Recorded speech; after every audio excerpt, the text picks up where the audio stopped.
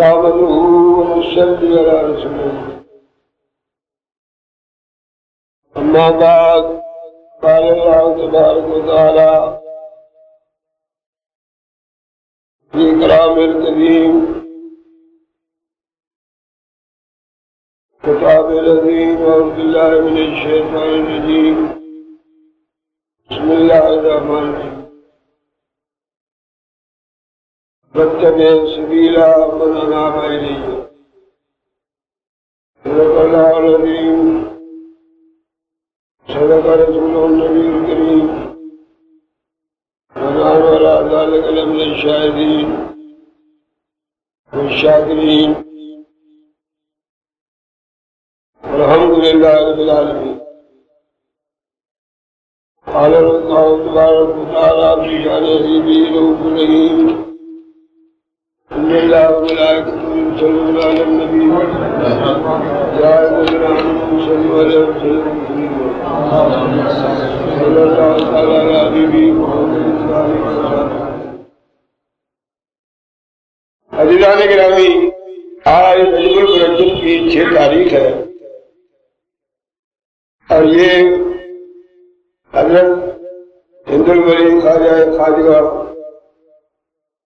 معین الدین چشتی اجمیری رحمۃ اللہ علیہ کا یوم وصال ہے.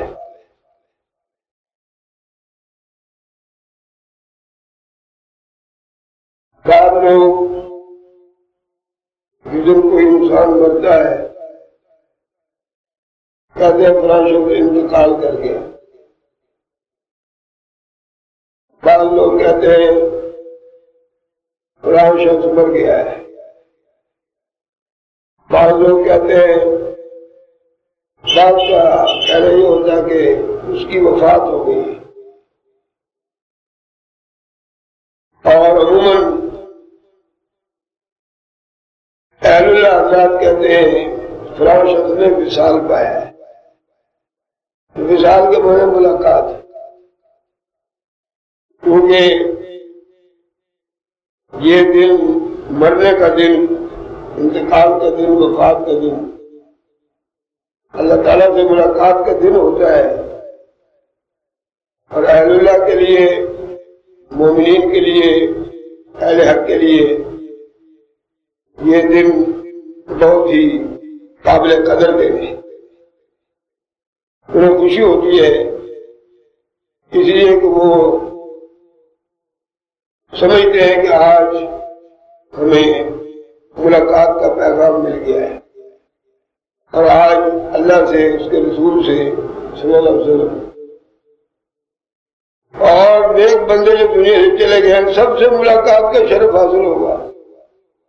وہ ان کے لیے خوشی کا دن ہوتا ہے. اس لیے میں یہ کہہ رہا ہوں کہ آج حضرت خواجہ غریب نواز رحمۃ اللہ علیہ کا یوم وصال ہے. اگر انتقال کو برا لفظ نہیں ہے، وفات بھی برا لفظ نہیں ہے، دونوں کے معنی بہت اچھے ہیں، لیکن وصال سے اچھے نہیں ہیں. وصال کے معنی سب لفظوں سے نہایت ہی عمدہ، اعلیٰ اور اچھے ہیں. اس لیے مناسب یہی سمجھا میں نے کہ آج حضرت خواجہ غریب نواز رحمۃ اللہ علیہ کے ملفوظات سے چند ملفوظ آپ کو سنائیں، اور وہ سب باتیں تبلیغی نقطہ نظر سے ہیں. یہی باتیں ساری زندگی انہوں نے اللہ کے بندوں کو سنائی اور انہی باتوں کو سنانے کی ذمہ داری تاجدار مدینہ محمد مصطفیٰ صلی اللہ علیہ وسلم نے ان کو عطا فرمائی تھی.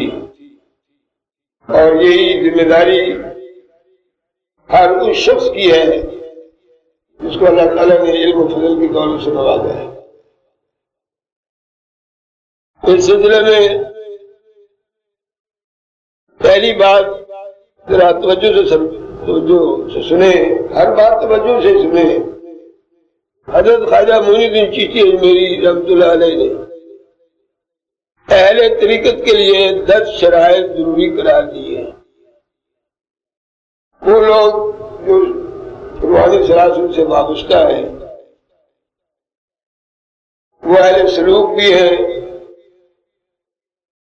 انہیں سالک بھی کہا جاتا ہے۔ سالک کے معنی راستہ چلنے والا، کیونکہ وہ معرفت الہیہ کے راستے پر چلتے ہیں، مجاہدات کے ذریعے سے، شریعت کے احکام پر عمل کرنے کے ذریعے سے،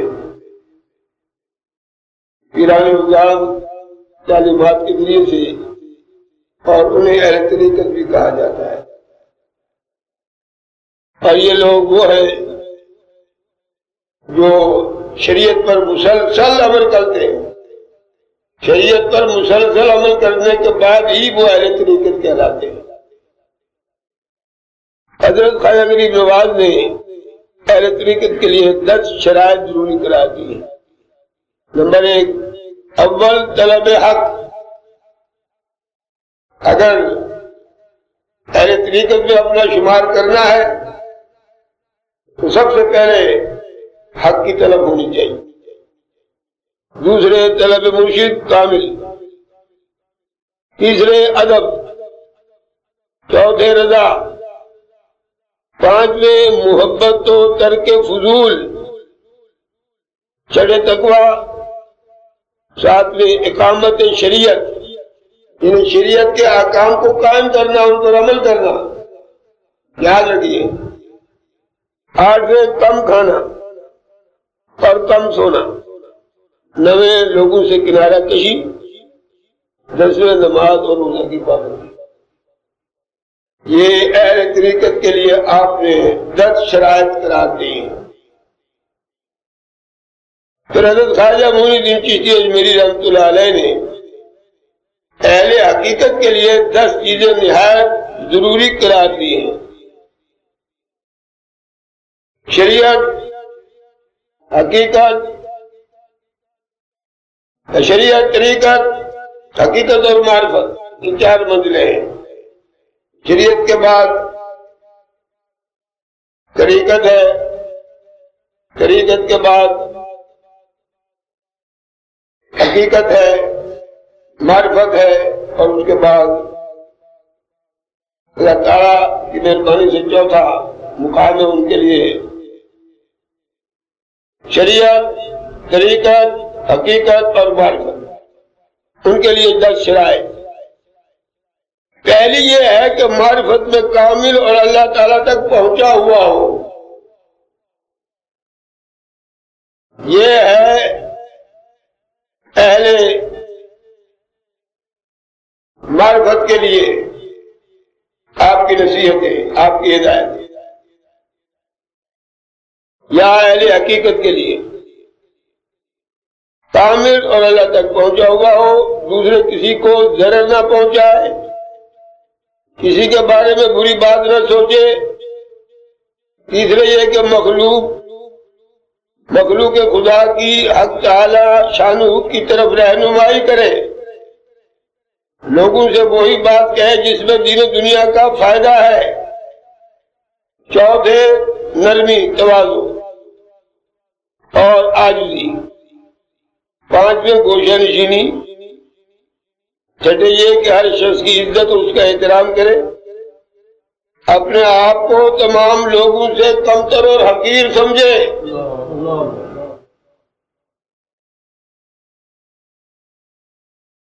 ساتویں، تسلیم و رضا، ہر بات پر اللہ کی رضا پر خوش ہے، کسی حال میں حرف شکایت پر نہیں ہے۔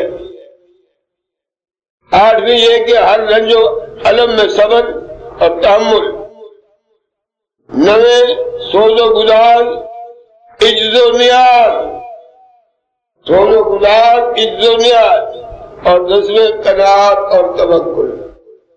یہ اہل طریقت کے لیے آپ نے 10 باتیں ارشاد فرمائیں۔ اس کے بعد آپ کے ملفوظات میں پہلی بات تو آپ نے سن لی ہے۔ ان شرائط کے بعد اب ملفوظات کا آغاز ہوتا ہے، کیونکہ یہ انگریزی میں ہے اور میں انگریزی کا ماہر نہیں ہوں، شوق ہے مجھے۔ اللہ تعالیٰ نے اپنے حبیب کے صدقے میں مجھے جس میدان میں بھی ڈالا ہے کامیابی کیا ہے۔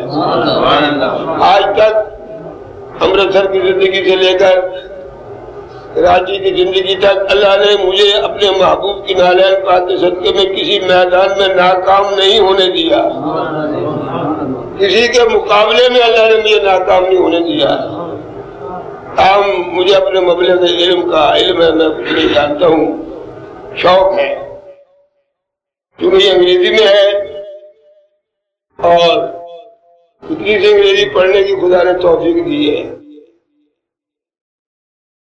تعلیم انگریزی میں میری بالکل مختصر ہے، بہرحال کہیں غلطی ہو جائے آپ کو ٹوکنے کا حق بھی ہے، اس کی اصلاح کرنے کا حق بھی ہے، یاد رکھیے۔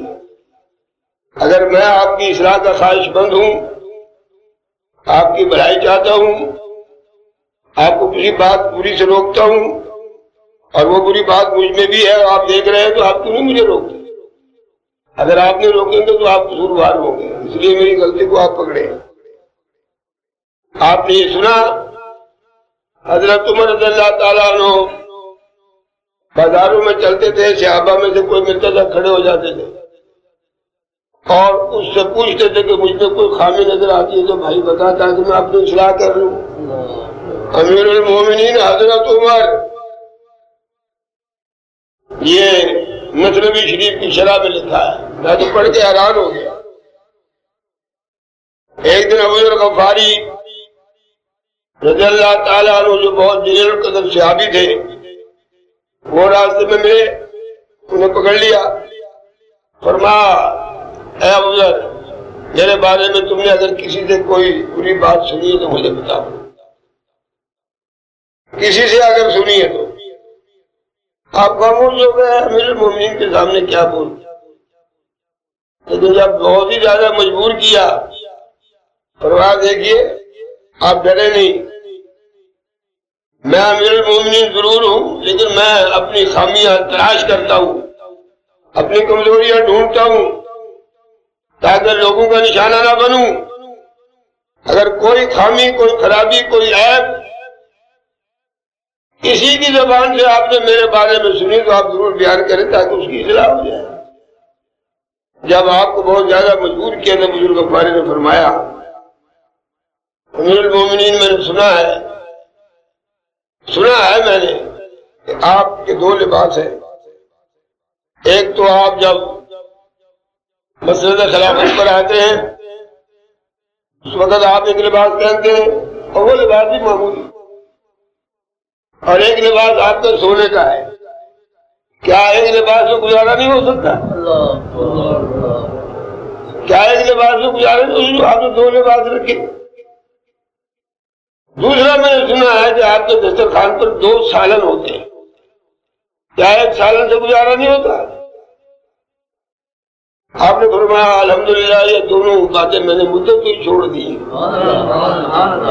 ٹھیک ابھی مگر مدت ہی چھوڑ دی ہے، اس لیے میں بھی ایک انسان ہوں، اس میں بھی غلطیاں ہیں، نقائص ہیں، کوئی نقص، کوئی غلطی آپ کو نظر آئے، اگر آپ مجھے نہیں ٹوکیں گے، خواہ بجے میں ٹوکیں یا تنہائی میں مجھے بتائیں، اگر نہیں بتائیں گے تو آپ ضرور بات ہے۔ اس لیے یہاں ہمارے عبدالسبحان صاحب انگریزی میں ماشاءاللہ بہت اچھے قابل آدمی ہیں، فارس بھائی بھی ہیں اور لوگ بھی ہیں، کوئی غلط ترجمہ مجھ سے ہو جائے ذرا مہربانی میری اصلاح کرے۔ حضرت خواجہ غریب نواز مونی بن چشتی اجمیری رحمت اللہ تعالی علیہ کے ملفوظات فرماتے ہیں obligation of God، خدا کے ساتھ جو معاہدہ کیا ہے ہم نے، وہ معاہدہ قرآن میں لکھا ہوا ہے، ہمیں یاد نہیں ہے، ہمیں یاد نہیں ہے، لیکن اہل اللہ کو یاد ہے۔ یہ معاہدہ تو بعد میں ہوا ہے، اس سے پہلے بھی بہت دور کی بات۔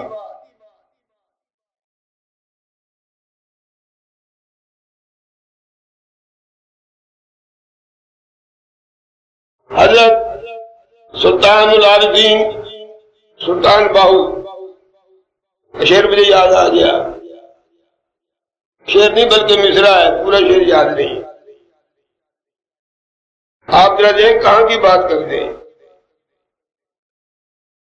ان فیکون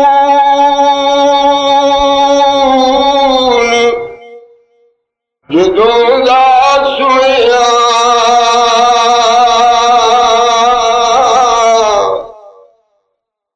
جٹھا مرشد دا دروازہ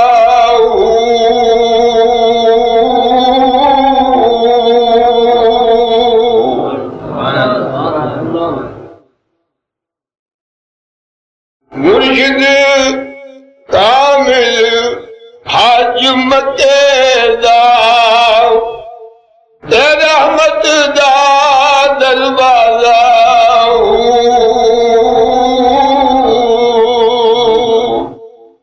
اللہ فرماتے جب اللہ نے کن کہہ کے دنیا بنائی تھی میں نے اسی وقت اپنے مرشد کا دروازہ دیکھ لیا تھا، اور اس مرشد سے مراد حضور اکرم محمد رسول اللہ صلی اللہ علیہ وسلم، یاد یہی لکھا۔ یہ بڑی بات ہے کہ ہاں کی بات ابھی، لیکن ایک معاہدہ عالم ارواح میں اللہ تعالیٰ نے تمام آدم اور اولاد آدم سے لیا ہے، جس کا ذکر 9ویں پارے میں آتا ہے۔ الستو بربکم، اللہ تعالیٰ نے تمام انسانوں کی روحوں کو آدم کی پوچھ سے باہر نکالا۔ قرآن میں یہ نکالنے کا طریقہ تو نہیں بیان کیا گیا، لیکن حدیث میں آتا ہے، حضور اکرم صلی اللہ علیہ وسلم نے فرمایا آدم کی پشت پر اللہ نے اپنی قدرت کا ہاتھ پھیرا، وہ جو مسام ہے مسام، ان مساموں میں سے قیامت تک کی پیدا ہونے والی مخلوق کی روحیں باہر آ گئی۔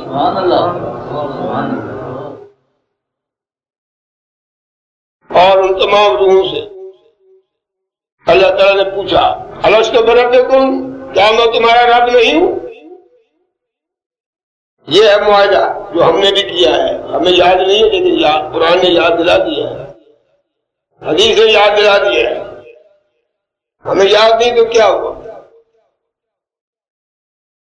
الست بربکم، کیا میں تمہارا رب نہیں؟ قالوا بلا، ساری روحیں ایک آواز میں کہیں گی کہ ہاں ہاں، کہ اب مرنے کے بعد ہم نے دنیا میں آج بھول گئے سب۔ امام جعفر صادق رحمت اللہ تعالی علیہ جو ائمہ اہل بیت میں سے ہیں اور بڑے مرتبے کے عالم ہیں، اور حضور نعمان بن ثابت امام ابو حنیفہ رحمۃ اللہ علیہ کے سوتیلے باپ ہیں، فتاوی عالمگیری کے دیباچے میں یہ لکھا ہوا ہے، بہت کم لوگوں کو معلوم ہے۔ حضرت امام اعظم ابو حنیفہ رحمۃ اللہ علیہ والد کے انتقال کے بعد ان کے والدہ نے امام جعفر صادق سے رکائے ثانی کیا۔ امام ابو حنیفہ رحمۃ اللہ علیہ کے سوتیلے باپ ہیں حضرت امام جعفر صادق، بہت بڑے عالم۔ انہوں نے فرمایا، لیکن ان کو یاد ہے، وہ کہتے جب اللہ نے فرمایا الست بربکم تو ایک سناٹا چھا گیا تمام روحوں میں، بڑی کسی کی ہمت نہیں ہوئی کہ جواب دے۔ امام جعفر صادق فرماتے ہیں سب سے پہلے روح مصطفیٰ نے کہا کہ بلا تو ہاں تو ہمارا رب ہے۔ جب حضور کی روح مبارک نے کہا تو سب مقام سے کہ بلا۔ یہ ہم نے خدا سے معاہدہ کیا ہے اور ہم اس معاہدے سے پھر گئے۔ معاہدہ کرنے کا مطلب میں نے یہ ہے کہ اس کے احکام کی تعمیل کی ہے۔ فرماتے ہیں obligation of God، خدا کا ہے۔ One day addressing all those present، ایک دن تمام حاضرین کے سامنے آپ نے ارشاد فرمایا، امام Abdul-Laith of Samarkand has in his book entitled Tira written. یہ بات امام ابو اللیث سمرقندی نے اپنی کتاب جس کا نام تیرا ہے اس کے اندر یہ بات لکھی ہے. ایوری ڈے بات ہے خواجہ غریب نواز کی جو امام ابو اللیث بیان کرتے ہیں. Every day there descend from the sky two angels. روزانہ آسمان سے دو فرشتے اترتے ہیں. Angels کے معنی فرشتے. One of them cries saying, ایک فرشتہ بڑی اونچی آواز میں کہتا ہے. کیا کہتا ہے؟ Oh people, listen to me. لوگوں سنو مجھے. And know it fully. اور مکمل طور پر اس بات کو جان لو. That the one who does not fulfill his obligation to God, جو اپنے رب کا وعدہ پورا نہیں کرتا, becomes surely deprived of his mercy. وہ اللہ کی شفقت اور محبت سے محروم ہو جاتا. The other angel cries saying, روزانہ دوسرا فرشتہ بڑی اونچی آواز سے چلا کر کہتا ہے, He indeed alienates the sympathy and support of Prophet Muhammad sallallahu alaihi wasallam. وہ شخص یقیناً رسول اللہ صلی اللہ علیہ وسلم کی شفقت اور ہمدردی سے اور ان کی مدد سے اپنے آپ کو دور کر لیتا ہے. Who does not follow him, جو حضور کی پیروی نہیں کرتا. یہ روزانہ فرشتے کہتے رہتے ہیں. یہ اللہ کے ساتھ معاہدہ ہم نے کیا تھا جس کو ہم بھول گئے.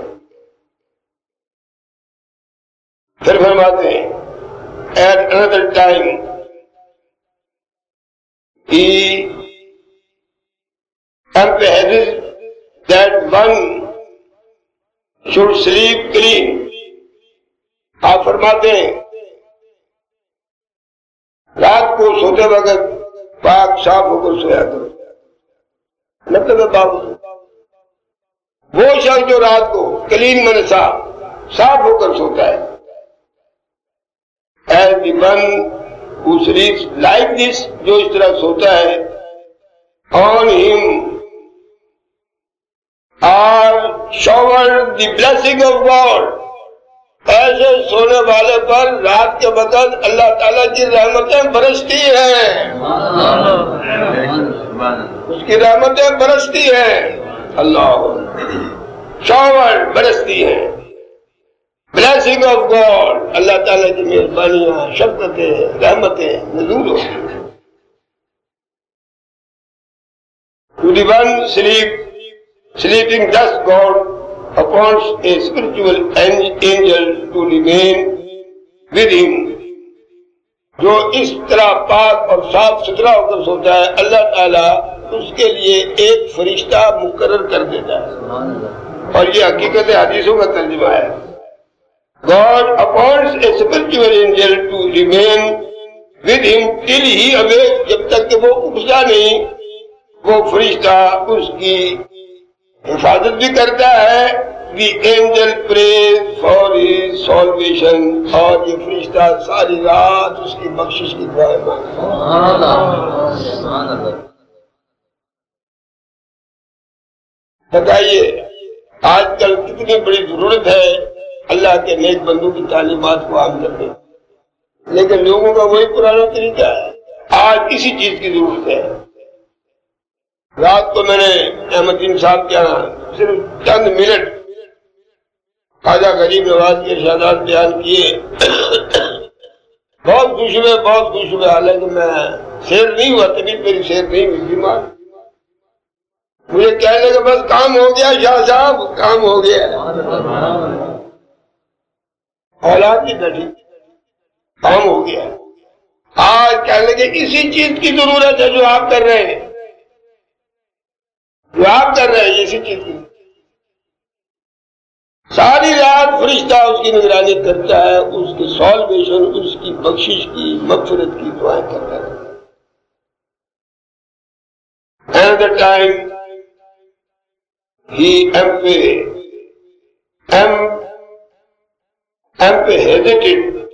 that one should sleep clean. یہ بات ہو گئی. He dwelt on the advantages of sitting on the praying carpet after the morning prayer. انہوں نے لوگوں کے سامنے صبح کی نماز پڑھنے کے بعد مصلی پر بیٹھے رہنے کی فضیلت بیان کی، اس کی برکتیں بیان کی. Advantages of sitting on the praying carpet. Praying carpet کے معنی مصلی ہے، عبادت کا ہے. انہوں نے صبح کی نماز کے بعد عبادت کے مصلی پر بیٹھے رہنے کی برکتیں بیان فرمائیں. The one who sits thus and offer the prayer just after sunrise. فرمایا جو شخص اس طرح بیٹھا رہتا ہے سورج نکلنے کے بعد نماز پڑھتا ہے نفل کی، will be admitted to heaven. جنت میں داخل ہو جائے گا.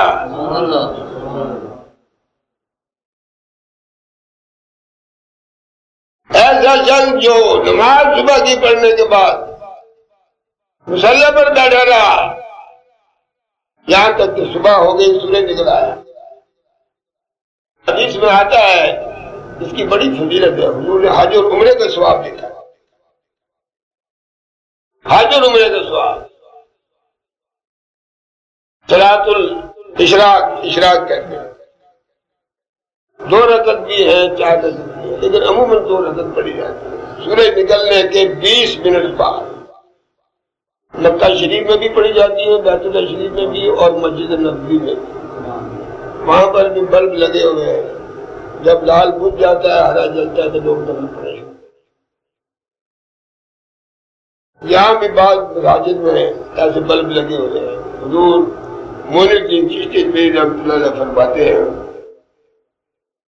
ایسی نماز پڑھنے والا جو ہے وہ جنت میں داخل کر دیا جاتا ہے.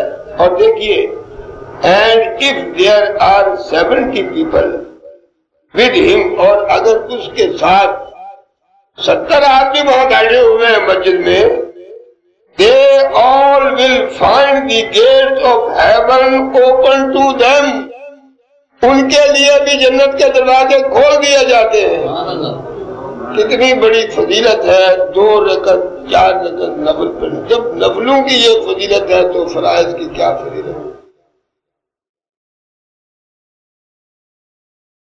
مسنوی شریف میں ایک جگہ بڑی طویل حدیث میں لکھا ہے، مشکات شریف کا حوالہ دیا ہے مولانا نذیر حسین عرشی نے. میں صرف اتنا سا ایسا سناؤں گا جو اس ملفوظ سے وابستہ ہے.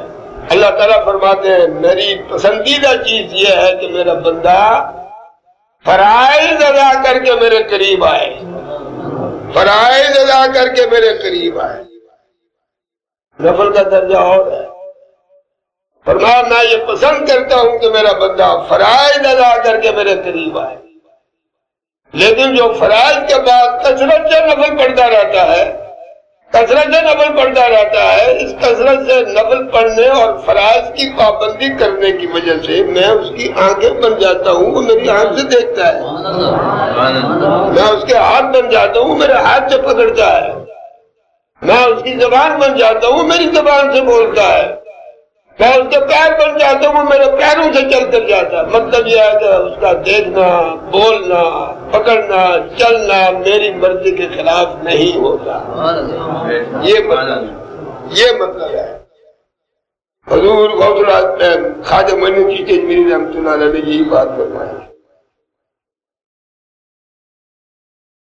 ایسا شخص جو نماز فرض ادا کرنے کے بعد بیٹھا رہے سورج نکلنے کے بعد نماز پڑھنے لگتی ہے، یہ جنت میں داخل 70 آدمی ہوں گے وہ بھی جنت. At another meeting, addressing those people present, دوسری میٹنگ میں، دوسری نشست میں،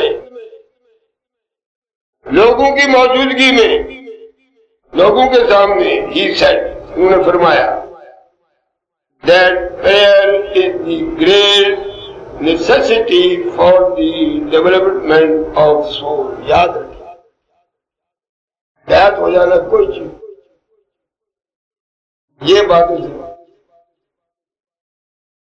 نام نہاد طور پر بیعت ہو جانے سے کوئی فائدہ نہیں. روحانی ترقی بیعت ہونے سے نہیں ہوتی. بیعت ہونے کا فائدہ ہے، لیکن اس فائدے کے مقابلے میں جو بہت زیادہ فائدہ ہے اس سے تو معلومی ہو گئی. حضرت خواجہ غریب نواز فرماتے ہیں prayer is the great necessity for the development of soul. عبادت جو ہے روح کی ترقی کے لیے بہت ضروری ہے. روحانی ترقی جبھی ہوگی جو فرائض اور نوافل ادا ہوں گے. جس کو ہاتھ پکڑ ہاتھ میں ہاتھ دیا اس کے کہنے میں رہو گے. وہ جو کچھ کہے گا تمہیں آگے آتا ہے، آگے آئے گا اگر وقت ہوا تو. Prayer is a secret and mastery which man confides to God. یہ اچھی بات فرماتے، عبادت ایک ایسا خفیہ راز ہے، ایک خفیہ بات ہے جو بندہ اپنے معبود سے کہتا ہے، جو اپنے رب سے کہتا ہے، جو اپنے رب سے کہتا ہے. سیکرٹ ایک ایسا چھپا ہوا راز ہے which man confides to God، جو اپنے معبود کے حوالے کر دیتا ہے. Except in prayer there is no other opportunity available to expressing one's own secret to God. فرمایا عبادت کے علاوہ کوئی دوسرا طریقہ نہیں ہے اپنا راز اس کے ساتھ کہنے کا. عبادت کے علاوہ کوئی طریقہ نہیں ہے، اور بندہ اپنے دل کی بات اس سے اگر کہہ سکتا ہے تو عبادت نہیں کہہ سکتا. اللہ one's own secret to God. Prayer for the people is a trust of God. اللہ یہی وجہ بات فرمان، عبادت کرنا دراصل بندے کا اپنے رب پر اعتماد اور بھروسہ ہے. اعتماد اور بھروسہ ہے. یہ کتنی اچھی باتیں جو ہم نہیں کر رہے ہیں، ان سب باتوں سے ہم محروم ہیں. کیسے ترقی، کیسے کام. Prayer for the people is a trust of God. The men then should try to equip themselves. لوگ اپنے آپ کو اس وقت پر ذمہ کر سکتے ہیں جب اللہ تعالیٰ کی ارشاد، اللہ تعالیٰ کے ارشاد کے مطابق، نبی کریم پاک صلی اللہ علیہ وسلم کے ارشاد کے مطابق اس کی عبادت کو فرائض سمجھ جائے، ورنہ بندگی نہیں ہے. Those in search of God have to pass through 4 stages. کاش آپ میں ایسے لوگ ہو جائیں. عبادت الگ چیز ہے، بیعت الگ چیز ہے. خالی بیعت کچھ نہیں، خالی بیعت. دیکھیے ایک طریقہ بتا دیں. بیعت کے معنی خدا طلبی. آپ سن چکے ہیں شرائط، آپ ابھی سن چکے ہیں شرائط. آپ نے چند شرائط بیان کیے ہیں اہل طریقت کے لیے اور اہل حقیقت کے لیے. اور اہل طریقت کے لیے پہلی شرط اول طلب حق، حق کی طلب ہے. اگر وہ حق کی طلب نہیں ہے، بیعت کا کیا فائدہ؟ دنیا طلبی نہیں ہے یہاں طریقت میں، حق طلبی ہے. حق طلبی کے بعد دنیا خود بخود آ جاتی ہے.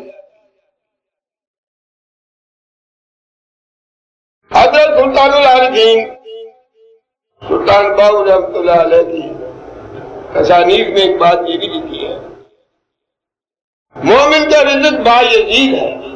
ایک عجیب بات ہے، مومن کا رزق بایزید ہے اور منافق کا رزق یزید ہے۔ بایزید الگ ہے، یزید الگ۔ مومن کا رزق یزید بایزید ہے، منافق کا رزق یزید ہے۔ یا مومن کا اطمینان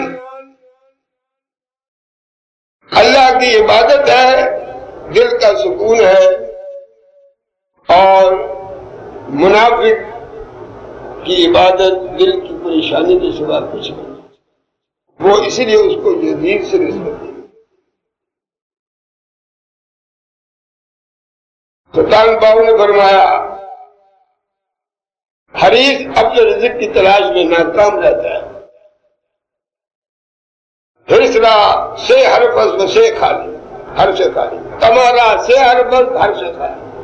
تما کے بھی 3 حرف ہیں، حرص کے بھی 3 حرف ہیں، ہے رے سواد کسی پر نقطہ نہیں ہے، تما تو میم کسی پر نقطہ نہیں ہے، جیسے ان دونوں لفظوں پر نقطہ نہیں، اسی طرح حریص بھی محروم رہتا ہے۔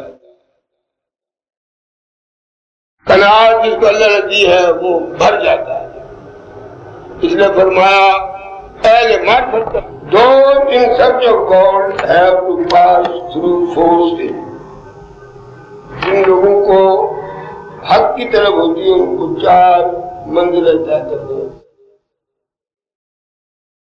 یہ روحانی سلاسل انہی 4 منزلوں کو طے کرنے کے لیے، اور کوئی 5 منزل نہیں، خواہ وہ قادری ہو، نقش بندی ہو، سلسلہ سلطہ، یہ 4 طریقے ہیں۔ ان 4 منزلوں کو عبور کرنا ہے۔ پہلی منزل ہے the first stage is that of شریعت۔ پہلا اسٹیج ہی شریعت ہے۔ شریعت سے مراد اللہ اور اس کے رسول کے احکام ہیں۔ احکام تو خدا ہی کے ہیں، رسول پاک نے تو پہنچائے ہیں۔ رسول کے معنی ہی ہے پہنچانے والا، رسالت کے معنی ہے پہنچانا۔ جو پہنچاتا ہے وہ رسول کہلاتا ہے۔ پیغام سب اسی کے ہیں، احکام سب اسی کے ہیں، شریعت سب اسی کی ہے۔ The first stage is that of شریعت۔ پہلا اسٹیج جو ہے وہ شریعت۔ The next stage is that of طریقت۔ دوسرا درجہ طریقت کا ہے، اہل اللہ کا طریقہ، اولیاء کا، اور یہ طریقت کا راستہ اسی وقت ملتا ہے جب شریعت پر مسلسل عمل کیا جائے، ورنہ نہیں ملتا۔ طریق مانے راستہ ہے۔ The second stage is that of طریقت، دوسرا اسٹیج طریقت کا، and the third stage is that of معرفت۔ تیسرا اسٹیج کا ہے عرفان خدا۔ جب شریعت پر مسلسل عمل ہوتا رہتا ہے، عمل ہوتا رہتا ہے، اس عمل کا نام ہی طریقت ہے۔ یہ راستہ ہے خدا اور اس کے رسول تک پہنچنے کا۔ پہلے رسول کے دروازے تک پہنچنا ضروری ہوتا ہے، پھر رسول اللہ صلی اللہ علیہ وسلم ہاتھ پکڑ کر خدا کے دروازے پر پہنچا دیتے ہیں، کیونکہ رسول کی ڈیوٹی ہی یہی ہے۔ بھیجا اسی لیے گیا ہے کہ گمراہ بندوں کا تعلق ان کے محبوب سے جوڑ دیجئے۔ اے میرے محبوب، میرے بندے مجھے بھول گئے ہیں، آپ ان کو مجھے یاد دلا دیجئے اور ان کا رشتہ مجھ سے جوڑ۔ بات جب رشتہ جڑتا ہے اس کا نام ہے معرفت۔ معرفت کے معنی پہچان۔ ہمیں خدا کی پہچان ہے تو ضرور، لیکن کیا فائدہ ہے ایسی پہچان کا جب اس کے حکم پر عمل نہیں۔ رسول کی پہچان ہے، ہاں جی رسول ہے، کیا فائدہ ایسی پہچان کے جب اس کے حکم پر عمل نہیں۔ Then one has proved himself deserving and acquainted with himself well۔ جب ایک شخص ان 3 راستوں کو طے کر لیتا ہے اور اپنے آپ کو مستحق ثابت کر دیتا ہے، اور اپنی ذمہ داریاں پوری کر دیتے ہیں. And then he had been constant and firm, جب وہ باقاعدگی کے ساتھ مسلسل برابر ان باتوں کو کرتا رہتا ہے اور ثابت قدم رہتا ہے, then alone he reaches the fourth stage, namely that of حقیقت. پھر وہ چوتھے سٹیج حقیقت پر خود ہی پہنچ جاتا ہے. پھر وہ چوتھا سٹیج خود بخود اس کے سامنے آ جاتا ہے, حقیقت جسے کہا جاتا ہے. Once he has reached that stage to get what he asked for, یہ اس سٹیج پر پہنچ جاتا ہے. پھر جو کہتا ہے وہ کہہ جاتا ہے. انہونی بات کہہ دیتا ہے, جو نہیں ہونے والی ہوتی ہے وہ بھی ہو جاتی ہے. مجھے یاد آیا یہ واقعہ, میں نے خود بھی پڑھا ہے, اور ابھی چند روز میں غالباً لاہور یا ملتان یا خانے وال کسی جگہ میں نے کسی عالم سے بھی سنا. ابھی جب میں پیچھے گیا, ایک جنگ میں ایک عورت کا خامن بھی گیا, بھائی بھی گیا, باپ بھی گیا, تینوں مت انتقال ہو گیا. تینوں شہید ہو گیا, تینوں نے جامع شہادت نوش کیا. قافلہ جہاد کرنے کے جو گیا تھا وہ کامیاب ہو کر تو آیا, لیکن کچھ آدمی شہید بھی ہو جاتے ہیں, کچھ آدمی بچ بھی جاتے ہیں. جو بچتا ہے وہ غازی ہوتا ہے, جو کام آ جاتا ہے وہ شہید کہلاتا ہے. جب مدینہ قافلے مدینہ میں وہ مجاہد فتح یاب ہو کر جو داخل ہوئے تھے, سب سے آگے رسول اللہ سب سے آپ کا استقبال ہو رہا تھا. اس عورت نے استقبال کرنے کے بعد اپنے باپ کے بارے میں, اپنے بیٹے کے بارے میں, اپنے بھائی کے بارے میں, اپنے خامد کے بارے میں حضور نے فرمایا میرے پیچھے جو قافلہ آیا ہے اس سے پوچھا.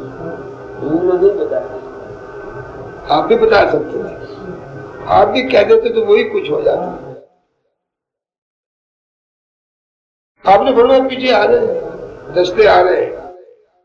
یہاں تک کہ حضرت عمر آئے, ان سے بھی پوچھا انہوں نے, کیا میرے انہوں نے کہا حضور سے نہیں پوچھا تھا؟ ان کے لیے ہاں جی پوچھا تھا.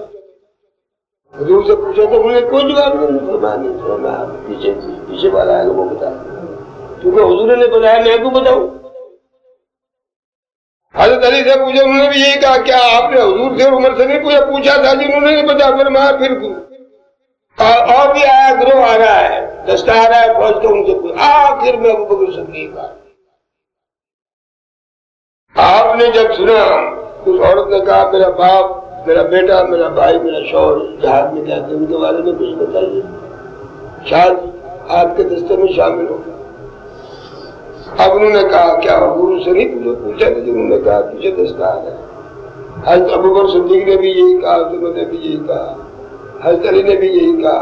آپ سب سے آگے تھے. آپ نے فرمایا یہ اس دستے کے پیچھے آپ کے چاروں آدمی آ رہے ہیں, حالانکہ وہ شہید ہو چکے تھے.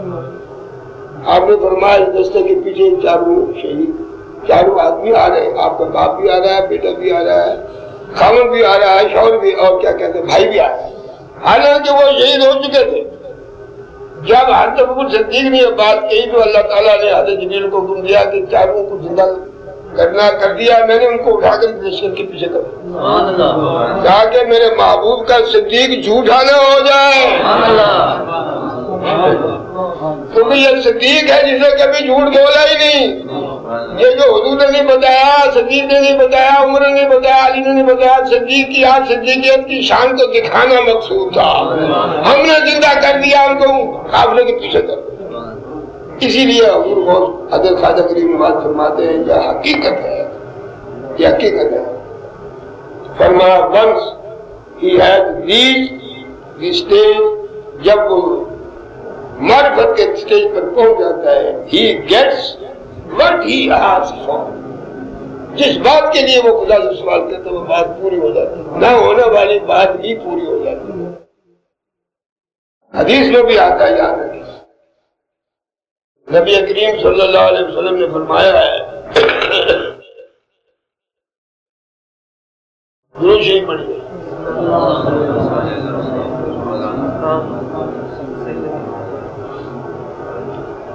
بڑی مختصر حدیث ہے, وہ مجھے عربی میں یاد نہیں رہی, جس کا مقصد یہی ہے کیا حضور نے فرمایا میری امت میں ایسے لوگ بھی ہیں جو ایسی بات کہہ دیں جو ہونے والی نہیں ہوتی ہے وہ بھی ہو جاتی ہے. میری امت میں ایسے لوگ ہیں حضور کی یہ صحیح ہے. ایسے لوگ بھی ہیں کہ جو لوگوں کی نظر میں وہ بات ہونے والی نہیں ہوتی اللہ تعالیٰ اسے بھی کر دیتا ہے. ان میں صدیق اکبر رضی اللہ تعالیٰ میں بھی شامل ہوتے ہیں اور وہ لوگ بھی شامل ہوتے ہیں جو شریعت طریقت حقیقت کی منزل طے کرتے ہوئے معرفت کی منزل پر آ جاتے.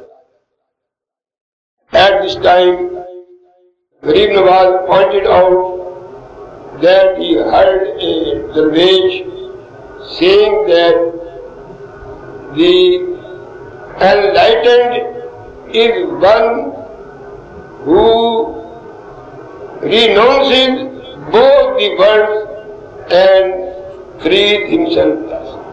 فرمایا ایمان کی روشنی اس شخص کے دل میں پیدا ہو جاتی ہے جو دنیا سے بھی بے نیاز ہوتا ہے اور آخرت سے بھی بے نیاز ہوتا ہے. Enlightened is one who renounces both this world and frees himself. اپنے آپ کو دونوں سے آزاد کر بس اللہ تعالیٰ کی مہربانی سے ساری دنیا اس کی گود میں آ جائے. علامہ اقبال نے لکھا ہے ہر کے عشق مصطفیٰ سامان ہر وہ شخص جس کا سب کچھ سرمایہ محمد مصطفیٰ کا عشق ہو جاتا ہے بہرو بر در گوشے دامان دنیا اور آخرت تو اس کے پلے میں باندھ دی جاتی ہے. دنیا اور آخرت اس کے پلے میں باندھ دی جاتی ہے. لہذا حضور خواجہ غریب نواز نے بالکل صحیح فرمایا. پھر فرماتے ہیں once he said that the one who feeds the hungry indeed earns for himself blessing. ہر وہ شخص جو کسی غریب کو کھانا کھلاتا ہے وہ بے شمار رحمتیں حاصل کرتا ہے. Earns for himself blessings. His act of charity in feeding the hungry creates 7 curtains between himself and the hell. کسی غریب کو کھانا کھلانا اس کے اور جہنم کے درمیان 7 پردے حائل ہو جاتے ہیں. وہ جہنم میں جاتا ہی غریب کو کھانا کھلانے کی بڑی فضیلت ہے. میں آپ کو سچ کہتا ہوں مگر مستحقین نہیں مستحقین کو بڑی فضیلت ہے. حدیث میں بھی اس کی بڑی فضیلت ہے. سب سے بڑی فضیلت یہ ہے حضور نے فرمایا قیامت کے دن خدا کے بندے سے پوچھے گا میں بھوکا تھا میں نے تجھے کھانا مانگا تو نے مجھے کھانا کیوں نہیں دیا. وہ کہے گا پروردگار تو ساری دنیا کا رابطہ ہے سب کو کھلاتا پلاتا تو کہتے بھوکا. اس نے فرمایا فلانے میرے بندہ تیرے دروازے میں آیا تو نے اسے نمسکار کیا. اگر تو اسے کھانا کھلاتا تو گویا تو نے مجھے ہی کھلایا. یہ صحیح حدیث کسی عالم سے فرماتے ہیں some 6 people from Samarkand were sitting when Maulana Bahauddin of Bukhara reached. Gharib Nawaz in the meanwhile Awaduddin of Kirman also reached.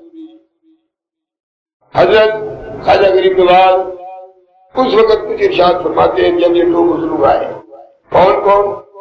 مولانا بہاؤدین اور بخارا. یہ بخارا کے بہت بڑے عالم دین اور بزرگ گزرے ہیں.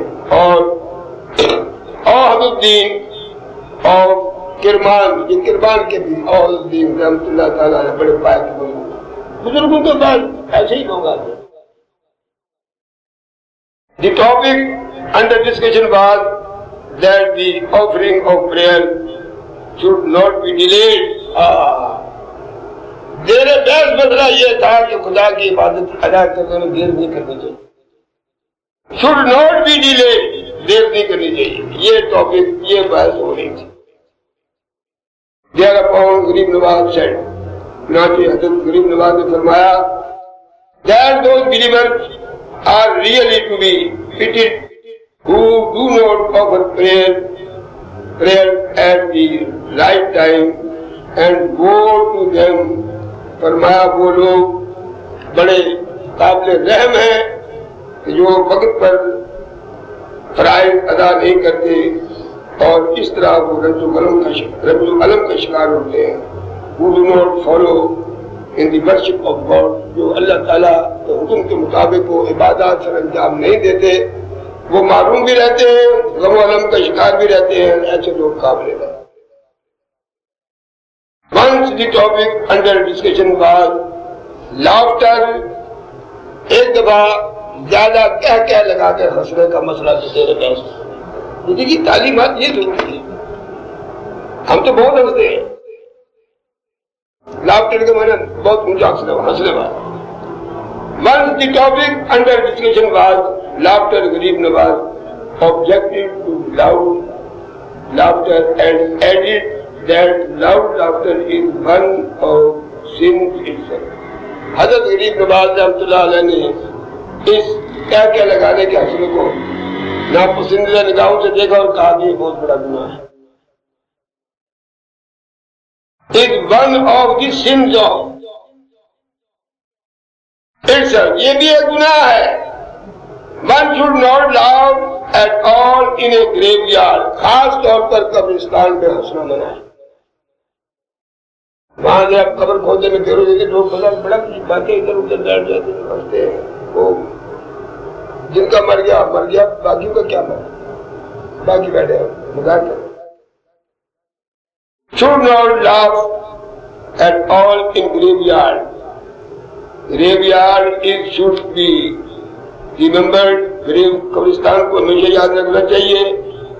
Is a place where one can learn a lesson. یہ ایک ایسی جگہ ہے جہاں ہر شخص کو کوئی سبق سیکھنا ہے. کوئی سبق سیکھنا ہے. سب سے بڑا سبق یہ ہے کہ مجھے یہاں آنا ہے. It is not place for merry making. یہ تفریح کی جگہ نہیں ہے. تفریح کی جگہ نہیں قبرستان. غریب نواز deprecated eating, drinking and merry making in graveyard. حضرت غریب نواز نے ناپسند کیا ہے قبرستان میں کھانا پینا اور تفریح کرنا یا خوشی کی باتیں کرنا. For the holy prophet Muhammad sallallahu alaihi wasallam has said, وہ کہتے ہیں حضور اکرم صلی اللہ علیہ وسلم فرمایا ہے that the one who eats and drinks in a graveyard, حضور نے فرمایا جو قبرستان میں کھاتا اور پیتا ہے is no doubt solid.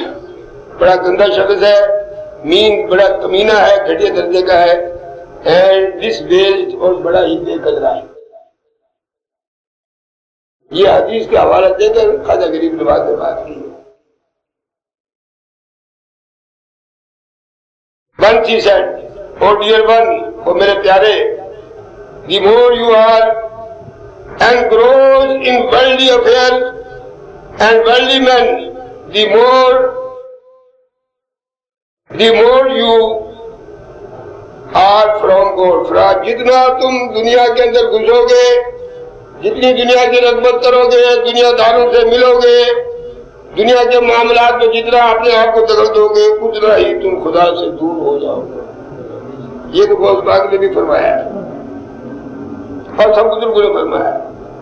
If you are so much busy in your appointed task, namely remembrance of God, as you are in worldly affairs, then so much the better for you. The closer you come with the people of the world, the more detached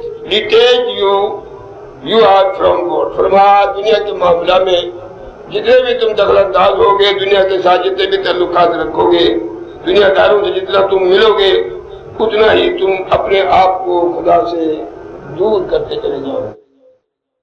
ملو دنیا, یہ ملنے سے کوئی منع نہیں کرتا ہے, لیکن جہاں ضروری ہے بلا وجہ لوگوں سے ملاقات کے لیے جانا, وہاں بیٹھنا, ان کو تنگ کرنا, بلا وجہ دنیا کے معاملات میں دخل انداز ہونا, بلا وجہ دنیا کو ضرورت سے زیادہ حاصل کرنے کی کوششیں کرنا, یہ سب نہ اللہ کو پسند ہے، نہ رسول کو پسند ہے، نہ اللہ تعالیٰ کے نیک بندوں کو پسند ہے۔ آخری بات عرض کر کے ختم کرتا ہوں۔ Once he said that we all have to go on a great journey۔ یہ آخری بات سن لیجیے، میں بھی سن رہا ہوں، پڑھ رہا ہوں، سن بھی رہا ہوں۔ فرمایا ہم سب نے بہت بڑا سفر طے کرنا ہے، بہت بڑا سفر طے کرنا ہے۔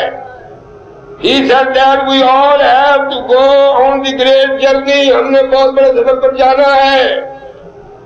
We should all try to equip ourselves properly for the same۔ ہم کو چاہیے کہ اس سفر پر جانے سے پہلے اس سفر پر جانے کے سارا ساز و سامان تیار کریں۔ رسول اللہ صلی اللہ علیہ وسلم نے بھی فرمایا ہے دانا شخص وہ ہے اور اس کی نشانی یہ ہے الانابۃ الی دار الخلود، وہ آخرت کی طرف توجہ کرتا ہے، فان دار الغرور، اس مغرور دنیا کے پیچھے نہیں پھرتا، ضرورت کے مطابق حاصل کرتا ہے۔ استعداد للموت قبل لقی الموت، اور موت سے ملاقات کرنے سے پہلے موت کا سامان کرتا ہے۔